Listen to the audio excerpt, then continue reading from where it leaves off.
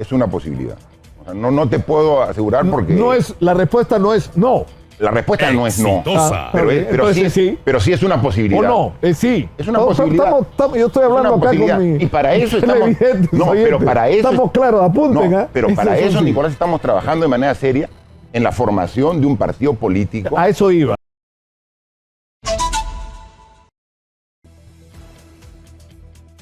Buenas noches.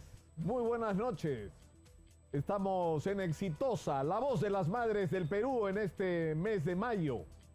Estamos, por supuesto, soy Nicolás Lucar. Esto es Hablemos Claro, edición especial. Y tenemos en nuestros estudios acá en el piso 7 del edificio de la Corporación Universal en Chorrillos, a donde tratamos de traer a los políticos a ver si se iluminan, a ver si desde acá tienen una perspectiva y una mirada distinta de lo que está pasando en el Perú. Esta noche nos acompaña quien acaba de ser señalado como la versión peruana del demonio, pero Mercedes Arauz. Martín Vizcarra, bienvenido, el expresidente de la República. Bienvenido, Martín. Muchas gracias por la invitación, Nicolás. Un saludo para la gran audiencia de Exitosa a nivel nacional.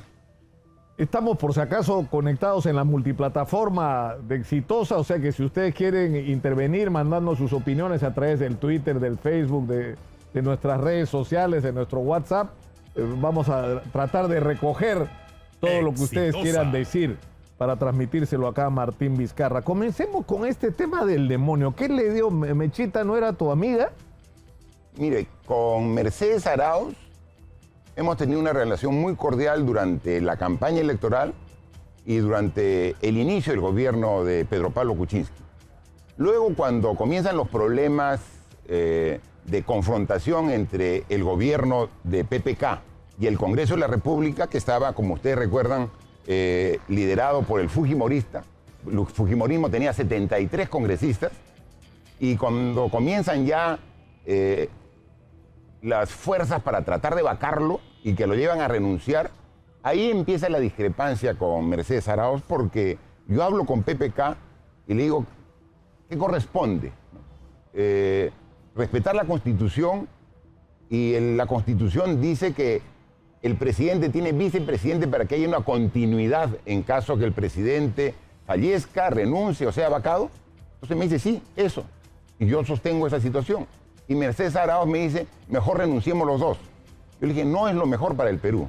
Entonces, de ahí comienza su malestar, que hace su clímax, este malestar, cuando ella juramenta el cargo de presidente de la República en el Congreso y que se da cuenta que hizo un papelón. Fue la presidenta más corta, más breve en la historia del Perú. Y entonces, desde ahí tiene... para la gente que no sabe de lo que estamos hablando, esto fue lo que dijo Mercedes Arauz. Tiene sí, Martín, a ver, me escucho. Esto fue lo que, para la gente que no lo iba, esto fue lo que dijo ayer Mercedes Arauz. Adelante, por favor. Bueno, no fue un error, porque al día de hoy podemos demostrar que ese señor cometió crímenes, cometió delitos. Ese señor... Vizcarra, sí, dice Vizcarra. Y estoy segura que el señor fiscal Juárez Atoche tiene un caso claro contra él. Pero hasta ahora no hay nada, digo. ¿Cómo que no? No niego del caso. O sea, me refiero yo lo sé, pero el señor Juárez Atoche entiendo que está con un caso muy avanzado, donde las denuncias que habían eran de la gente de la empresa, de las empresas, de las denuncias que había hecho el señor exministro de Agricultura. Pero me refiero políticamente, para usted. ¿No cree que fue muy dañino para usted haber asumido una presidencia interina que carecía de legitimidad en ese momento? Porque la gente estaba convencida de que el señor, era un ángel, pero la verdad es que no nos ayudaron mucho. No sé si un ángel, pero... No, era un demonio. Yo creo que sí era una persona muy mala para el país. Además que le hizo ¿Un demonio? mucho. Ah, sí, por supuesto, le hizo un tremendo daño al país. ¿Por qué teníamos que aceptar una... A ver, para mí sigue siendo un tema inconstitucional. Por más que este último Tribunal Constitucional 4-3 haya sido el voto, hay que aceptar el voto, constitucional, ¿no? Como declaran a veces constitucional, sí, yo entiendo. Un habeas corpus. Exacto. Bueno, esto fue lo que dijo Mercedes Arauz. Demonio, criminal, de todo, le ha dicho a Martín Vizcarra. Su máxima ilusión, deseo, sueño ha sido ser presidente de la República. Fue por 5 minutos. Y de ahí regresó a su realidad. No lo asimila hasta ahora esa situación. Y entonces habla producto de la frustración que tiene, que la llevó incluso a estar bastante tiempo en una situación de depresión bastante fuerte, ¿no? La veo ahora recuperada, bien por ella, le deseo lo mejor a Mercedes Arauz. Pero ¿qué significa que estuvo mal? ¿Estuvo con tratamiento para la depresión? Estuvo mal porque obviamente su máximo sueño y anhelo se quedó frustrado y entonces simplemente estuvo mal. Entonces yo la veo que ya gradualmente se ha recuperado, estoy contento por ella. Yo nunca voy a dar un mal calificativo de Mercedes Arauz, para mí sigue siendo mechita y le deseo lo mejor en su vida familiar, en su vida laboral, y si todavía tiene deseos, le deseo lo mejor en su vida política a Mercedes Arauz. Ahora, Mercedes Arauz tal vez el móvil de esta pasión que le pone cuando habla de Martín Vizcarra tenga que ver con esta frustración, pero ¿no siente Martín Vizcarra o no ha pasado por alguna forma de depresión al considerar que se equivocó al renunciar, al aceptar la vacancia presidencial pese a que la considera inconstitucional? O sea, Martín Vizcarra es vacado. Martín Vizcarra acepta la vacancia diciendo es constitucional, pero me voy. Sale del Palacio de Gobierno y revientan las calles. Revientan las calles. Y tienen que poner al final de la historia, para hacerla corta, a Francisco Sagasti, el presidente, para sacar las castañas del fuego. ¿Qué hubiera pasado si Martín Vizcarra se quedaba? Tiene que haber pensado en eso 500 veces. Y 500, lo he pensado, Nicolás. 19 días y 500 noches, como dice la canción. Y hay veces que digo que si hubiera quedado, quizás hubiéramos evitado toda la situación que hemos vivido posterior.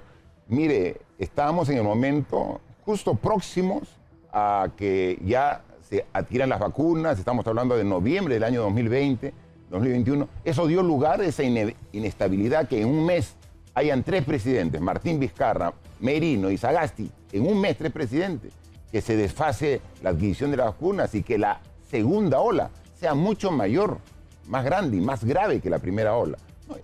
Esas son las consecuencias. Hemos discutido esto, no quiero regresar al tema.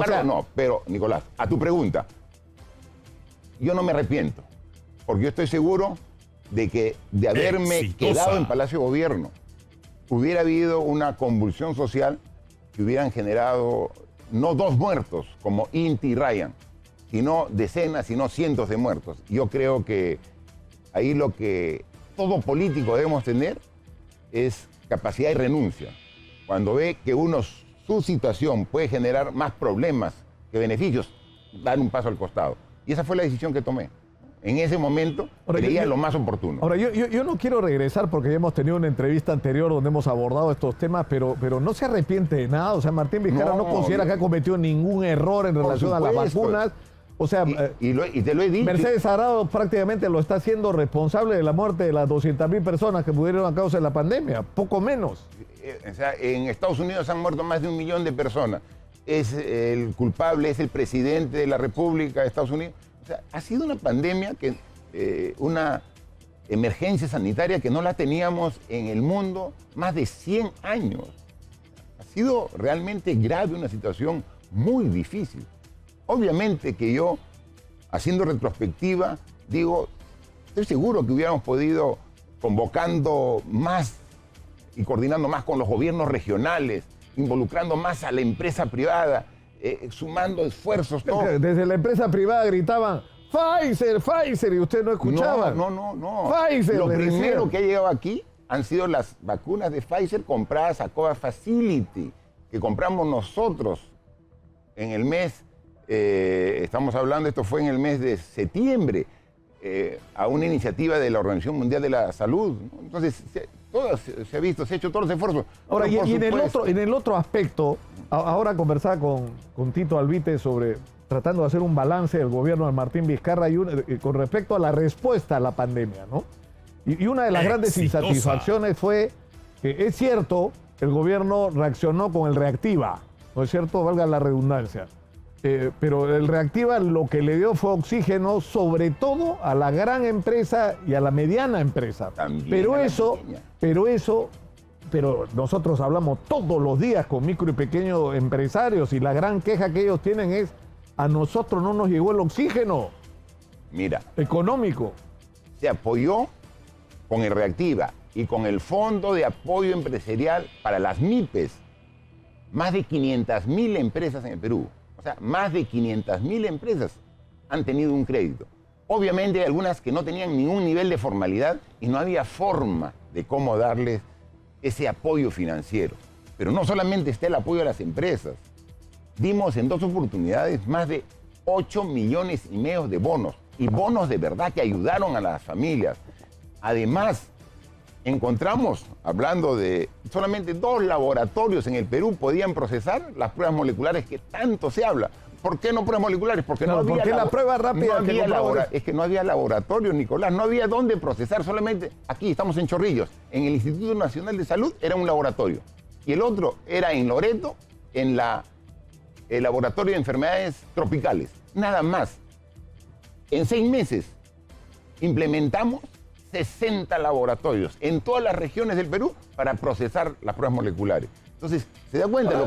Lo que está claro es que la gestión de Martín Vizcarra como presidente ha sido muy controvertida y sin embargo, Martín Vizcarra tiene un sector de la gente que lo sigue. Martín Vizcarra fue electo como el congresista con el mayor respaldo en las últimas elecciones y sin embargo no ha podido ejercer su mandato. ¿Cuál es la situación legal de Martín Vizcarra en este momento? Exitosa. Estoy inhabilitado desde el 16 de abril del año pasado por 10 años. Recuerden que el año pasado fueron las elecciones el 11 de abril. Y el 11 de abril, más de 200.000 personas dicen: yo quiero que Martín Vizcarra me represente en el Congreso. Y a los 5 días el Congreso me inhabilita, yendo contra la voluntad popular. Y el jueves, el Congreso nuevamente me inhabilita por otra causal, que no tiene nada que ver con la anterior, por 5 años.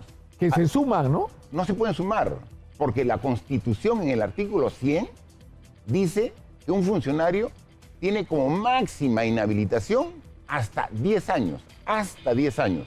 A mí me han dado la máxima inhabilitación. Indebida, o sea, ilegal. Que se subsume, como dicen los abogados. No hay. Por eso es inaplicable. O sea, ya, pero ¿qué va a pasar con el proceso que hay en la Corte Interamericana de Derechos Humanos? Porque se suma este de acá. Ya hemos preparado el petitorio con los argumentos que, al contrario, fortalecen el primer pedido. Porque con esta decisión del Congreso se configura más la persecución política. Porque, mira, a mí en la Subcomisión de Acusaciones Constitucionales me propone inhabilitarme por el artículo 126, que dice que yo he hecho gestión que he beneficiado a algunas empresas siendo ministro de Transporte. Claro. Pero el delegado de esa comisión, el ex congresista Meléndez, dice que no se puede probar que haya beneficiado a nadie. Esa es la conclusión. Y entonces cuando vamos al pleno digo, el delegado ha dicho que no ha beneficiado a nadie. O sea, ¿por qué me van a inhabilitar? ¿Y qué dicen los congresistas? Te vamos a inhabilitar porque cerraste el Congreso. Exitosa. ¿Qué tiene que ver con eso? Te vamos a inhabilitar porque en la pandemia no habían... Te vamos a porque no había vacuna, porque las pruebas no eran las que... Pero el pedido de inhabilitación es por el artículo 126. Y el argumento de los congresistas era cualquiera, menos ese, porque no tenía sustento. Entonces, lo único que hace, yo estoy enviando a la Corte Interamericana de Derechos Humanos la grabación con la transcripción de la intervención de los congresistas. Miren, ¿por qué pidieron inhabilitarme? Como prueba a tu favor. Como prueba de que esto no es más que una persecución política. Ahora, hay un antecedente internacional con respecto a esto, que es el prácticamente presidente de Colombia, ¿no? El 29 de este mes son las elecciones en Colombia. Y el que está primero en las encuestas, Gustavo Petro. Él fue inhabilitado. Y fue elegido alcalde de Bogotá, en Colombia, el año 2012. Y el año 2012 lo inhabilitan por 15 años. Se fue a la Corte Interamericana, tomó su tiempo, y la Corte, ¿qué hizo? Ordenó al Estado colombiano que lo reponga. Porque una autoridad que es elegida por el voto popular, que es la máxima instancia de la democracia, solo puede ser inhabilitado por una sentencia del Poder Judicial, de un proceso penal. Yo no tengo sentencia, no tengo juicio, no tengo absolutamente nada. O sea, ¿qué es lo que en el argumento de la defensa? O sea, yo he consultado con gente involucrada en los procesos de la Corte, de la Corte Interamericana de Derechos Humanos. Y se plantea acá una controversia, ¿no es cierto?, que es bien interesante, que es la controversia entre qué es lo que prima, la voluntad popular, ¿no?, que supuestamente le ha dado la mayor votación a Martín Vizcarra, o la decisión política de los partidos en el Congreso de inhabilitarlo en un contexto que no hay una sentencia de por medio. Y lo que me decían es, lo más probable es que Vizcarra gane. Por supuesto. Y no son tus amigos, ¿ah? Para nada.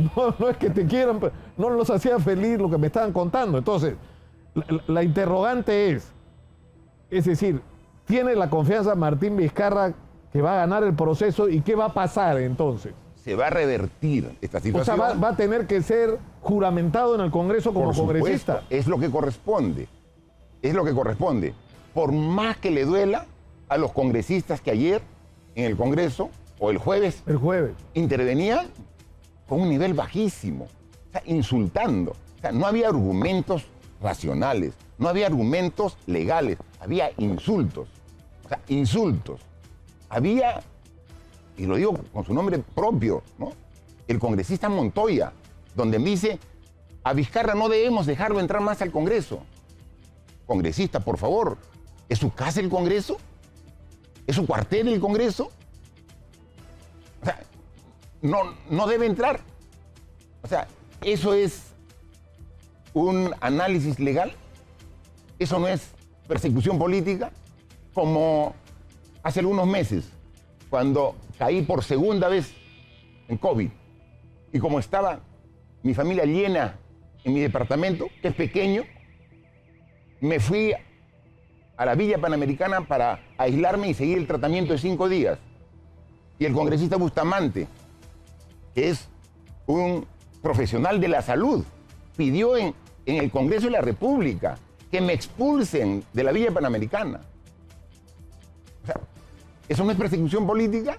Y cuando dijo eso, aplaudieron los congresistas, empezando por la presidenta. Qué bonito que lo expulse. O sea, un congresista dice que me expulse cuando estoy padeciendo COVID en la Villa Panamericana. Otros me dicen que no lo dejen entrar al Congreso. Eso no es persecución política. Esos son todos los argumentos. Y dicen que me debo tener la sanción de inhabilitación de 5 años por cerrar el Congreso el 30 de septiembre del 2019.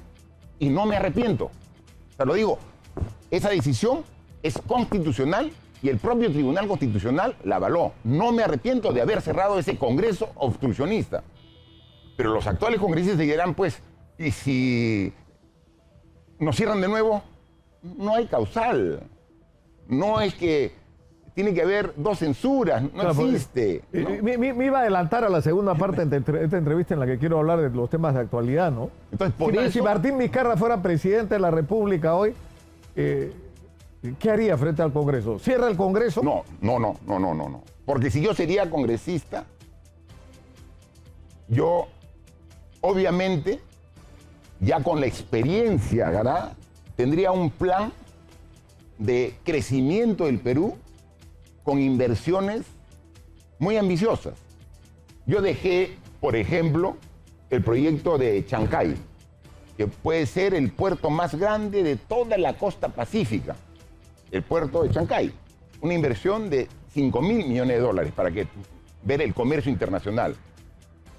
Tenemos que trabajar. No podría haber estado, por ejemplo, Cuajone, en mi región Moquegua, tiene 50 años de explotación y nunca había parado.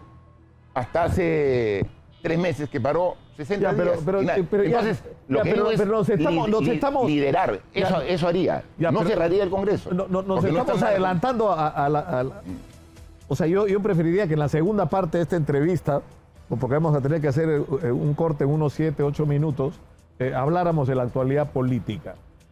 Pero para regresar al tema, Exitosa. O sea, Martín Vizcarra confía en que la Corte Interamericana de Derechos Humanos lo va a rehabilitar, va a declarar que la decisión del Congreso de inhabilitarlo es nula y por lo tanto debe entrar al Congreso y debe juramentar en el Congreso actualmente en ejercicio. ¿Cuándo ocurriría esto? Eso depende de la Corte Interamericana. En el caso de Gustavo Petro, tomó como 2 años.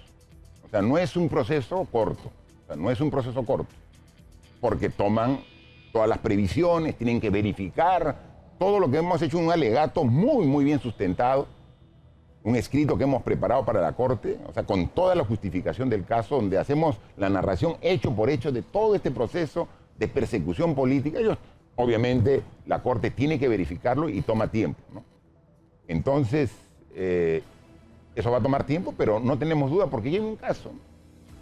Gustavo Petro, que el 29 de este mes va a ser ungido seguramente como con la más presidente. alta votación de Colombia, ¿no? Según todas las encuestas va a ganar en las elecciones. Él fue inhabilitado. Ese es el sueño de Martín Vizcarra, repetir esa historia. No es sueño. Porque desde el punto de vista formal, ¿podría ser candidato a la presidencia Martín Vizcarra? ¿Está eso en los planes de Martín Vizcarra? No es que es un sueño personal, no es un anhelo. Es simplemente el derecho a un debido proceso. Es el defenderse. Ya, pero no me hagas la finta, pues. Estoy preguntando. Ya, es decir, rehabilitan a Martín Vizcarra en la Corte Interamericana y pasa lo mismo que el exalcalde de Bogotá a punto de ser presidente de Colombia. Por lo tanto, puede volver a ejercer la actividad política. Él ya fue presidente, es cierto, pero ha habido presidentes de por medio, ¿no? Incluyendo no solo a... O sea, porque digamos, podría haber un debate sobre lo de Sagasti, que fue un presidente provisional que culminó el mandato, pero ha habido un mandato que es el de Pedro Castillo. ¿Eso qué significa? Que Martín Vizcarra, si lo rehabilita la Corte Interamericana, podría ser candidato a la presidencia. Sí, ¿eso está en los planes de Martín Vizcarra, sí o no? Paso a paso, Nicolás, paso a paso. Esa no es una respuesta. Es que no nos vayamos de frente al tercer piso, cuarto piso, vayamos piso por piso. O sea, lo primero, hay que lograr que se revierta esta injusta inhabilitación por partida doble y ya está corriendo otra inhabilitación, ¿eh? O sea, es increíble, ¿eh? Ahorita mismo, ya la semana pasada aprobaron en la comisión en la subcomisión otra inhabilitación. O sea, va a ser un caso inédito en el mundo. O sea, una tras otra. O sea, igual, más persecución política. Revertir esa situación. Lo que corresponde es que yo asuma mi función de congresista. Y ahí lo que haría, dependiendo del tiempo, es primero que nada buscar una salida a la crisis que estamos viviendo. De acuerdo, pero digamos, hay un sentimiento nacional que es innegable, que es una especie de hartazgo con toda la clase política. Si uno le pregunta casi a cualquiera, sin importar por quién votó el 6 de junio del año pasado, no importa si votó por Pedro Castillo o por Keiko. La inmensa mayoría de gente en el Perú en este momento, si tuviera el poder para que se vayan todos y haya nuevas elecciones, las haría. Y pensaría esta vez con bastante más responsabilidad la decisión que va a tomar sobre a quién elige. Si se produjera ese contexto una vez más, por tercera vez, es decir, si se produjera un escenario de adelanto de elecciones, ¿Martín Vizcarra iría como candidato a la presidencia? Es una posibilidad, es una posibilidad. O sea, no te puedo asegurar porque... La respuesta no es no. La respuesta no es no, pero sí es una posibilidad. ¿O no? Sí. Es una posibilidad. Yo estoy hablando acá con mi... Y para eso estamos... pero para eso... Estamos claros, apunten. Pero para eso, Nicolás, estamos trabajando de manera seria en la formación de un partido político. A eso iba. Que en este mes, a fines de mes, estamos presentando al Jurado Nacional de Elecciones todos los requisitos para que los revisen y nos den el visto bueno y nos formalicen como partido político de nivel nacional. Perú primero. Tenemos bases en todas las regiones del Perú. Aprovecho, discúlpame esta oportunidad para enviarles un saludo y un agradecimiento por sus esfuerzos, por su compromiso y el apoyo. Llegan de todas las regiones del Perú las fichas de afiliación, los comités provinciales. Gracias, estamos trabajando con mucho esfuerzo y vamos a hacer realidad este partido. ¿Qué piensa Martín Vizcarra? Que lo que le tienen es miedo porque la última moción ha sido presentada por Perú Libre. Es decir, no es solo por la gente de Fuerza Popular, digamos, los enemigos ya conocidos de Martín Vizcarra. No, es que la última inhabilitación viene del gobierno anterior. O sea, no es de este gobierno. El gobierno anterior la dejó ya listita para que pase el Pleno. El Congreso anterior. El Congreso anterior, disculpa. El Congreso anterior. Pero al final, en el fondo, es lo mismo. O sea, ¿qué piensa Martín Vizcarra? ¿Que le tienen miedo? No, mira, hay una mezcla. O sea, que si Martín Vizcarra fuera candidato, Martín Vizcarra piensa que él podría llevarse, barrer en unas elecciones. Mira, eso depende de la población. Depende de la población. Pero hay una mezcla. Yo creo de un sector de temor, de que en vez de competir y ganar en una buena lid electoral, querer eliminar al contendiente, ¿no? Sacarlo del camino a un rival que me puede ser incómodo, entonces mejor lo saco. Entonces eso están viendo. Pero también existe todo un esfuerzo de grupos políticos y económicos muy fuertes que se han visto afectados por las decisiones que tomamos en los 2 años, 8 meses de gobierno. Hemos tomado decisiones muy importantes para combatir el monopolio, para los medicamentos genéricos, para la alimentación saludable, para el plástico de un solo uso. El mismo cierre de Congreso ha abierto un capítulo nuevo de la vieja clase política. Tenemos que ir a la pausa y yo me estoy imaginando, el Perú es el país de las situaciones que uno puede considerar imposibles.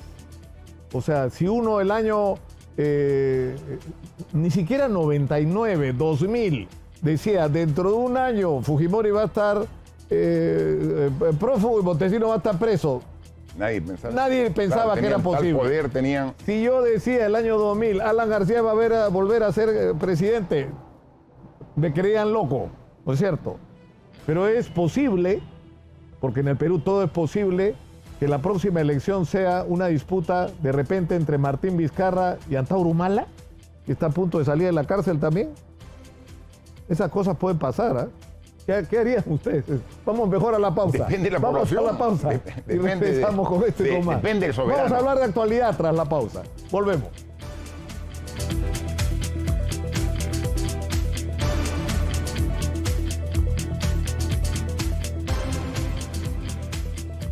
Estamos en Exitosa, la voz de las madres del Perú en este mes de mayo. Soy Nicolás Lúcar, esto es Hablemos Claro, edición especial, y está en nuestros estudios, acá en el piso 7 de Corporación Universal, Martín Vizcarra, expresidente de la República, que en la primera secuencia de esta entrevista ha dejado 2 cosas claras.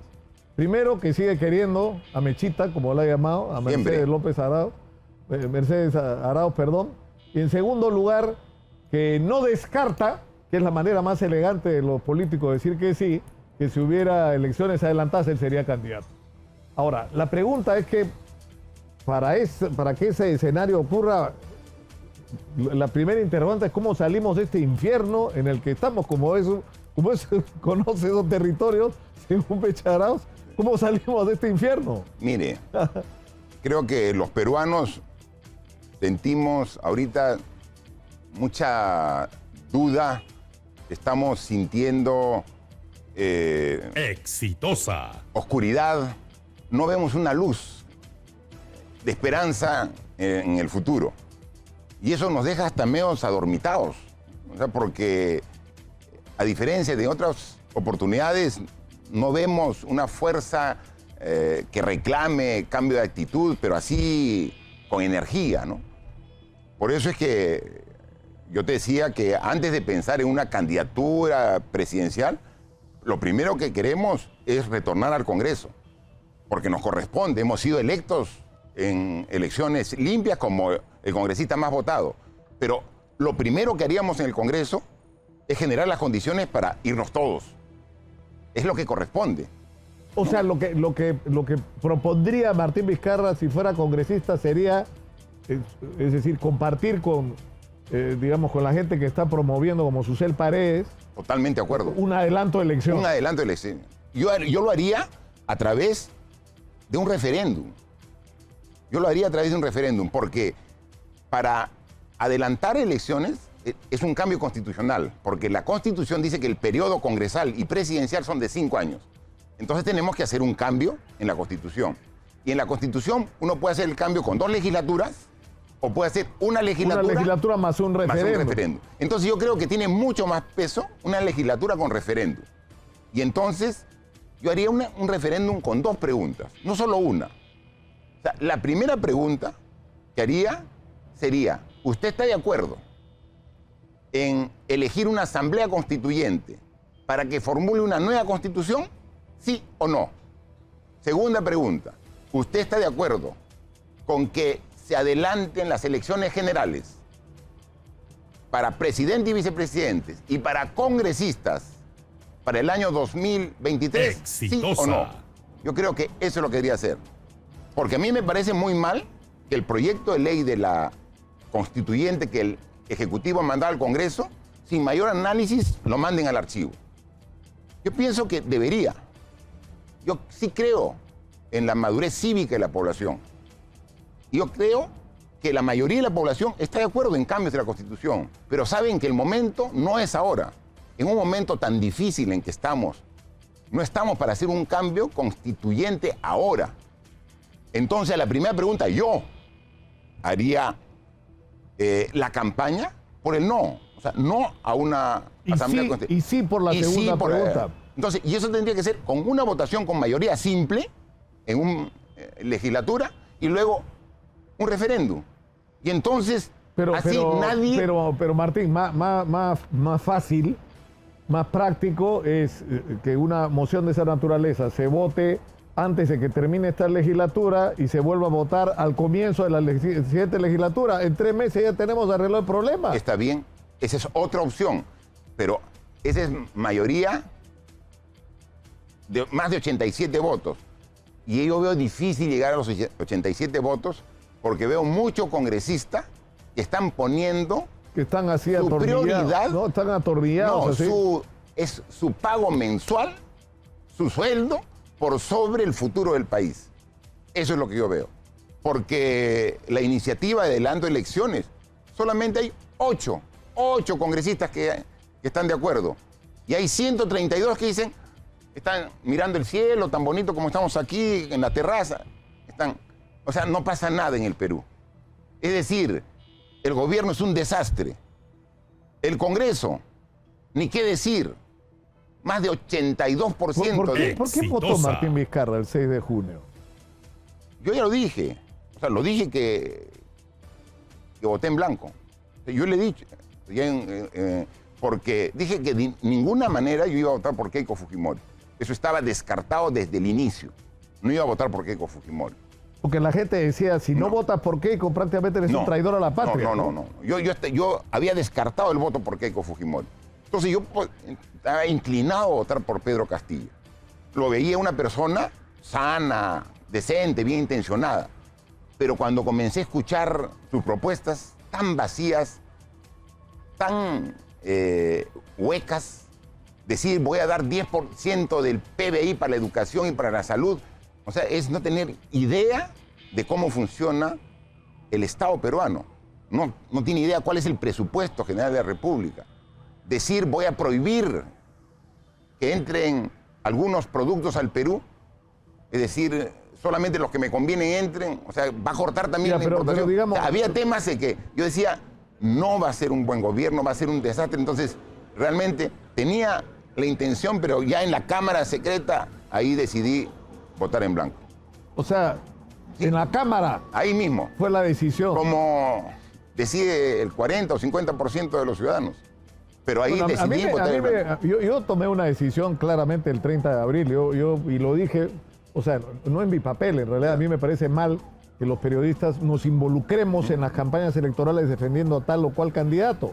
Pero había tal nivel de tensión que en determinado momento dije, yo voy a votar en blanco, porque no me gusta ninguno de los dos, y me dieron con fierro, ¿no? Porque supuestamente yo debería hacer lo mismo que los otros líderes de los medios de comunicación que se sumaron a la campaña de Keiko Fujimori de una manera que en vez de ayudar a Keiko le hicieron un daño. Así es. ¿No? Porque es esa imagen vergonzosa de, en fin. Exitosa. Y he pagado consecuencias por eso, ¿no? Porque se ha creado un nivel de intolerancia en el Perú que ya resulta asfixiante. O sea, ¿cómo vamos a salir de esta división y de este nivel de confrontación que hay entre peruanos hoy? ¿Cómo salimos de esta situación? De que nos estamos tratando como enemigos. Mira, es que por eso es que ya hemos visto que el gobierno, ¿qué gabinete va a ser? El cuarto, ¿no? Camino al quinto. No sé si, bueno, es el cuarto, pues, ¿no? Ya. Y en este proceso no ha habido nada de aprendizaje. El actual premier realmente es el principal confrontador que tiene el gobierno. O sea, confronta al Congreso, confronta a la prensa, confronta a la sociedad. Entonces, vemos que no hay una voluntad de enmienda, de mejora de parte del gobierno. Recordamos hace poco, será un mes, el cardenal Barreto, ¿no? Salió entusiasmado, optimista, salió después de hablar... Salió primero de acá. O sea, Monseñor Pedro Barreto estuvo en Exitosa y desde Exitosa le hizo un llamado al presidente a que el presidente lo reciba para tener una conversación frente a frente, cara a cara y decirle lo que él pensaba y que le permita aconsejarlo. 2 días después, fíjate, sí. Eso es la cosa. El presidente lo recibe y salió sale feliz. Feliz, optimistas. ¿No? Como sí. Salió unos días después, bueno, de ahí le dieron con fierro, ¿no? Le dijeron miserable. O sea, yo la imagen que tenía en Monseñor extendiendo la mano y del otro lado se le escupen. Y lo mismo le ha pasado a Máximo San Román. O no sé, porque no logro hablar en estos últimos días con Máximo. Máximo estuvo también acá en Exitosa, después de una reunión con el presidente, de la que salió también muy entusiasmado. He hablado con el presidente y está dispuesto al cambio, un gabinete de unidad nacional. Exitosa. Ya, pero depende quién entre después. ¿Quién es el siguiente? Que Estamos 10 meses y en 10 meses tenemos Zarratea, tenemos los ascensos de la policía, los ascensos de las Fuerzas Armadas, tenemos Puente Tarata en el MTC, tenemos la compra de biodiesel en Petroperú, tenemos los $20.000 en el baño, tenemos... los festejos en Palacio de Gobierno, tenemos, o sea, no paran, tenemos las últimas declaraciones de Samir, que también a mí me parece más una cortina de humo, porque van a decir sobre los delitos que se le acusa y sale declarando otros temas, ¿no? Entonces, que también hay que investigarlo, ¿no? Pero aquí... Claro, pero el punto que se refiere... Es decir, resulta poco creíble. Así es, porque no hay el ninguna atribuirle prueba al presidente del Jurado Nacional de Elecciones un poder que no tiene. O sea, el presidente del Jurado Nacional de Elecciones, por más que quisiera, por más que esa fuera su voluntad, no tiene el poder ni la capacidad de cambiar un resultado electoral. No puede decir, este que va tercero va segundo, estos dos pasan a la segunda vuelta y en la segunda vuelta gana este y no esta. O sea, eso no lo puede hacer el presidente del Jurado Nacional de Elecciones. O sea, eso demuestra una ignorancia impresionante sobre lo que es el sistema electoral en el Perú. Y lo único que hace ver, por la cobertura que tiene en un sector del Congreso que quiere deshacerse el presidente, así sea buscando el camino que no corresponda, es decir, toda la atención que le prestan, toda la importancia que le dan, ¿no? Cuando el motivo del interrogatorio a este señor era ver que dé indicios o que declare sobre los delitos que está siendo juzgado, ¿no? O investigado. Ahora, para regresar al punto del debate sobre la Asamblea Constituyente, es decir, Martín Vizcarra, ¿qué es lo que dice? Que no hay que tenerle miedo al referéndum que está proponiendo Vladimir Cerrón. ¿Qué cosa es lo que le dice Martín Vizcarra? A ver, Vladimir, ¿quieres referéndum? Vamos pues al referéndum. Doctor, a ver quién gana el referéndum. Por supuesto. A ver si el Perú quiere o no quiere una nueva constitución. A ver si en estos momentos, estos momentos el Perú quiere cambiar de constitución cuando para aclarar, ¿no? Por eso. La fórmula, porque, o sea, yo creo que está claro que la Constitución necesita muchísimos cambios. Muchos cambios. Es una Constitución, por decirlo menos, imperfecta, pero en un nivel extremo, ¿no? Así es, totalmente de acuerdo. Pero no es el momento, y menos con estos actores políticos. Entonces, por eso, pero es que, nuevamente, así como te ven como contendor político, y te dices, te saco de la competencia inhabilitándote, entonces también, esta Asamblea Constituyente me incomoda, la mando al archivo. No es así, o sea, no corresponde. O sea, tenemos que ser demócratas en el fondo y en las formas también, ¿no? Y el Congreso no por algo tiene ahora más del 80% de esa aprobación, porque la población lo ve. Y este último incidente contra la prensa no tiene precedentes, ¿no? Que se impida el ingreso. Y yo creo que la reacción de la prensa, por ejemplo, nosotros hemos tomado una postura como medio de comunicación.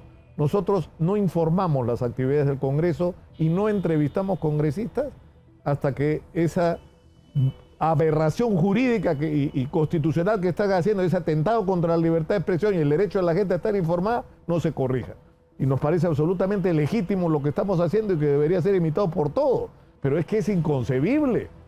O sea, la presidenta del Congreso nos echa la culpa a nosotros, los periodistas, de la mala imagen del Congreso. Y lo que se necesita es transparencia para ver cómo así se llega a acuerdos para que Perú Libre, la extrema izquierda y Renovación Popular y el fujimorismo voten a favor de tirarse abajo la ley universitaria. Y simplemente tratar de desaparecer la SUNEDO y retomar la antigua Asamblea Nacional de Rectores. O sea, ¿cómo ese retroceso en la educación? O sea, ¿en qué momento coordinan y llegan a acuerdo a ese tipo de consenso? Claro, no hay prensa que pueda verlo. O sea, están a puerta cerrada en el Congreso y solamente hay que salir al frente bajo la intemperie para ver lo que quieren decir los congresistas y no lo que los periodistas con justo derecho tienen que Ahora, Martín Vizcarra dice, como sostienen otros, que la única solución es adelantar las elecciones. Que se vayan todos, que se modifique la Constitución actualmente vigente con un artículo que establezca que por una vez se recorte el mandato y que se instalará un nuevo gobierno el próximo año. Entonces, acá vienen dos problemas. El primer problema, que yo se lo he escuchado a muchísima gente de todos los sectores, transversalmente, desde empresarios importantes hasta gente común, trabajadores que se ganan la vida chambeando el día a día. ¿Y qué hacemos? ¿Por quién votamos? ¿Sacamos a los que están y a quién ponemos? Esa es la gran interrogante. O sea, ¿vamos a tener que escoger otra vez entre los mismos? No, es que tiene que haber algunas de las reformas políticas que propuso un equipo de expertos en mi gobierno al Congreso y que parte de ellas se implementó y que ahora este Congreso está tirando para atrás, ¿no? O sea, tiene que haber democracia interna. O sea, no podemos, como tú dices, tener candidatos impuestos por el dueño de los partidos. Tiene que haber elecciones internas. O sea, tiene que haber un filtro dentro del partido. Actualmente, los puestos de congresista o de gobernador regional, de candidatos, es a dedo. O es quien aporta más presupuesto al partido. O sea, no es en función quién tiene más experiencia, quién tiene mejor preparación académica. No, es a dedo. Y entonces tenemos que elegir entre más los candidatos, habiendo profesionales A1 en el país, habiendo gente muy competente. Ya, pero ¿por qué esa gente competente, y es la misma pregunta que nos hacemos hace muchos años, no se involucra en política? Porque el partido no los deja. Porque los partidos tienen una estructura cerrada. Y una de las reformas planteadas en la política es que abran su estructura para que los militantes del partido escojan a los candidatos y no sea la cúpula del partido el que imponga a los candidatos. O sea, por ahí pasa. Porque ahí sí se conocen entre todos. O sea, si tú vas a Arequipa, los partidos de Arequipa conocen también cuáles son los candidatos mejores de Arequipa, si vas a Piura. Pero eso es una parte del problema. Es una parte. La otra parte es que los partidos están fundados alrededor de personas que quieren ser, es decir, peruanos por el cambio, PPK, o sea, Fuerza Popular K, Keiko, el partido Alianza para el Progreso, es el partido para que el señor Acuña sea presidente. De Acuña, claro. No es cierto. Es decir, ¿y cuál es la ideología? ¿Cuál es el proyecto del partido? ¿Qué cosa es lo que proponen como destino para el país? ¿Cuáles son los pasos que hay que dar para llegar a ese destino? ¿Qué cosas? Pero es que no hay. Y además no importa. Lo que importa es llegar al gobierno y ya una vez que llegue verás lo que hace. Entonces, eso es lo que hay que cambiar. Pero eso se cambia con democracia interna. Eso se cambia.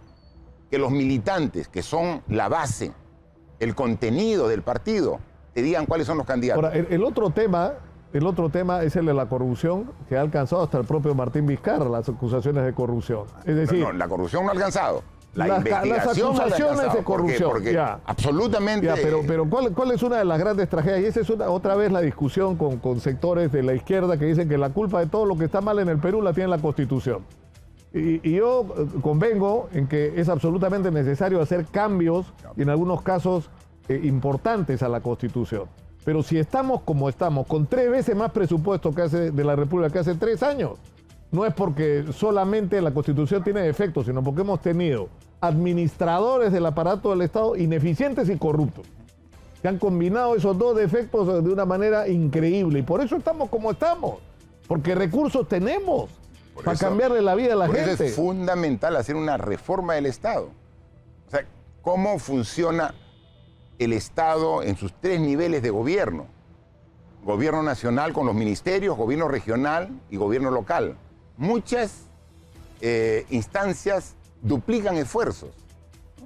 Los gobiernos regionales tienen su dirección regional de agricultura, pero sin presupuesto, porque hay una oficina del Ministerio de Agricultura en la región, que es la que define. Entonces, ¿para qué tienen 2 jefes de agricultura, un regional y un el nacional? otro tema, imaginemos Martín, es lo que... imaginemos, Martín, que ocurre que los congresistas se iluminan, deciden pensar en el país antes que en sus sueldos y se decide adelantar elecciones. Exitosa. El problema es que esto va a ser un proceso que va a llevar más de un año, porque esto, mientras se organizan las elecciones, etcétera. Y en ese año hay que hacer las mínimas reformas políticas. Pero en ese proceso se necesita un gabinete del que se habla mucho, que sea un gabinete que reconozca que somos un país dividido, que somos un país que está en medio de una enorme crisis, pero que tiene a la vez enormes oportunidades. Y que es un país en el cual hay que producir cambios constitucionales, pero que no es el momento de hacer una asamblea constituyente, y que hay que abocarse a hacer las cosas urgentes en este país con un gabinete de encuentro, de consenso. Pero eso no parece posible. Eso depende del presidente. O sea, quien define el presidente del Consejo de Ministros, para a su vez elegir a los 18 ministros de Estado, es el presidente. Y realmente está demostrado en estos 4 gabinetes que ese no es su objetivo. Yo, después del gabinete de Mirta Vázquez, ya he visto gabinetes, yo los llamaría gabinetes trinchera. Es decir, ¿cómo hacemos para defendernos y que no nos voten y no nos saquen? El gabinete trinchera. Es decir, ¿cómo negocio con los congresistas para que no me vaquen? Para que no me vaquen. ¿No? O sea, y canjea ministerios. Ese es el cuchillo de Cerrón, que ya no tiene filo, porque Cerrón tiene 22 votos. Yo creo que el presidente Castillo todavía no se ha dado cuenta que si a Cerrón se le ocurre votar con Keiko Fujimori y con Rafael López Alea porque vaquen al presidente, la gente que era su bancada no lo va a seguir, la mayor parte, o por lo menos la mitad. O sea, ya no tiene la fuerza, pero en fin. Ahora, ¿qué es esa historia de que Martín Vizcarra se ha reunido en secreto, que pide permiso para ir a Cusco para hacer campaña y se reúne secretamente en un hotel de lujo con gente misteriosa? Mire, exitosa. Sabes que nosotros permanentemente hemos tenido una campaña así, constante, de ataques permanentes de cierta prensa, permanente. Actualmente, en mi calidad de ciudadano que está siguiendo un proceso de investigación por la Fiscalía, yo tengo unas normas de conducta. Yo no puedo salir de Lima si no me dan autorización del Poder Judicial. He pedido como 15 veces y me han dado 2 o 3 veces autorización. Tengo restricciones como reportarme una vez al mes al sistema de justicia. He pagado una caución. Nunca he salido de Lima sin autorización. Y una de las restricciones más importantes es que yo no me puedo comunicar, no puedo tener ninguna relación con ninguna persona que esté relacionado con el proceso que me están investigando. Ahí hay 2 empresas involucradas. No puedo estar con las empresas, ni con los directivos, ni con los aspirantes a colaboradores eficaces que al final no corroboran nada. con todo ello. Y todo eso lo estoy respetando perfectamente. Ahora, las veces que he ido permitido por el Poder Judicial de viaje, he respetado estrictamente.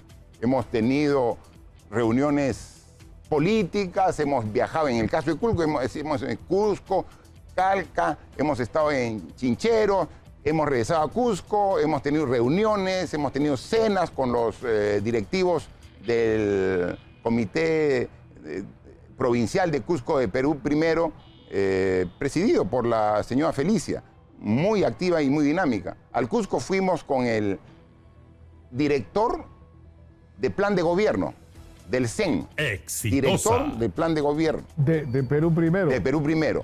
Ahora, es Rudy Ramos. Y después del almuerzo, después de la cena, tú vas al hotel y puedes estar ahí compartiendo con Rudy Ramos, con lo que está, y no tiene absolutamente nada. Entonces, pero no hemos infringido absolutamente ninguna de las normas de conducta. Si Martín Vizcarra se pudiera sentar con Pedro Castillo, ¿qué le recomendaría a Pedro Castillo? Mire, y yo cojo tu pregunta, Nicolás, para aclarar que nunca he hablado con Pedro Castillo, ni en la campaña, ni ya siendo presidente.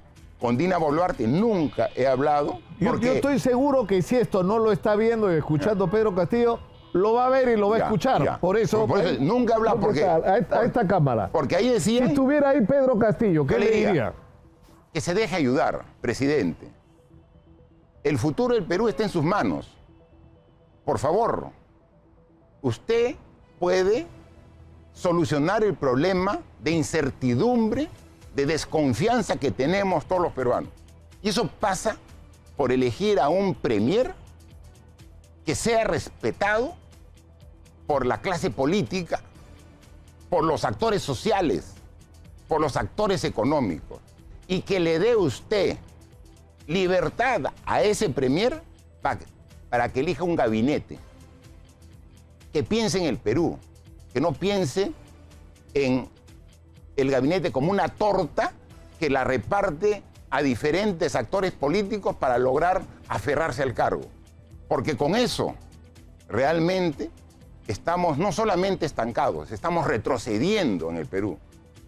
Usted no puede dejar el legado a los peruanos de un retroceso que nos va a tomar no 1, 2 años, 10, 20 años para recuperar el tiempo perdido.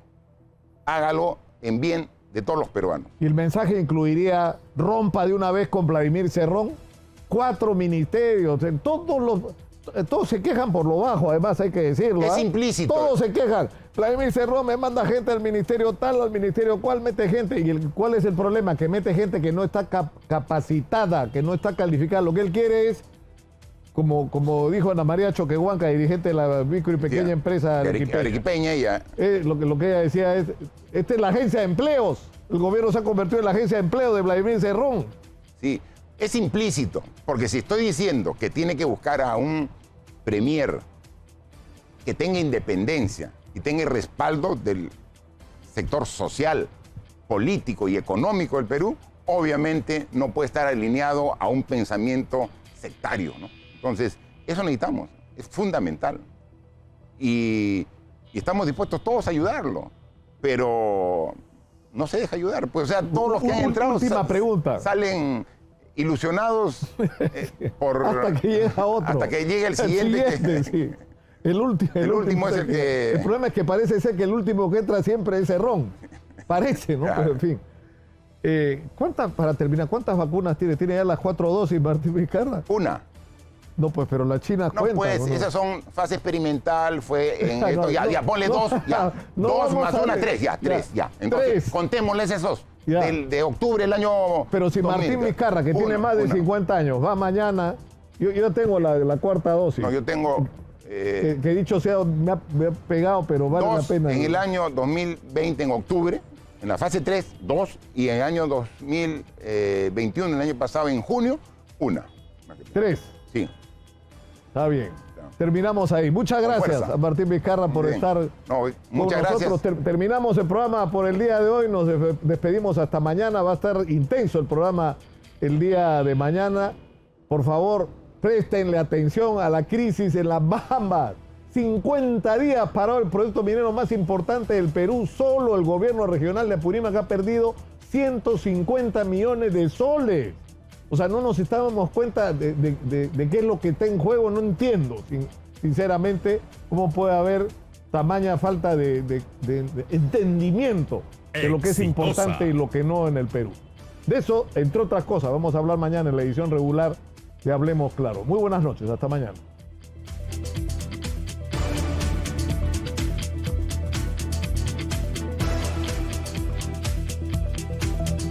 En Exitosa Perú hemos presentado Hablemos Claro, edición especial con Nicolás Lucar.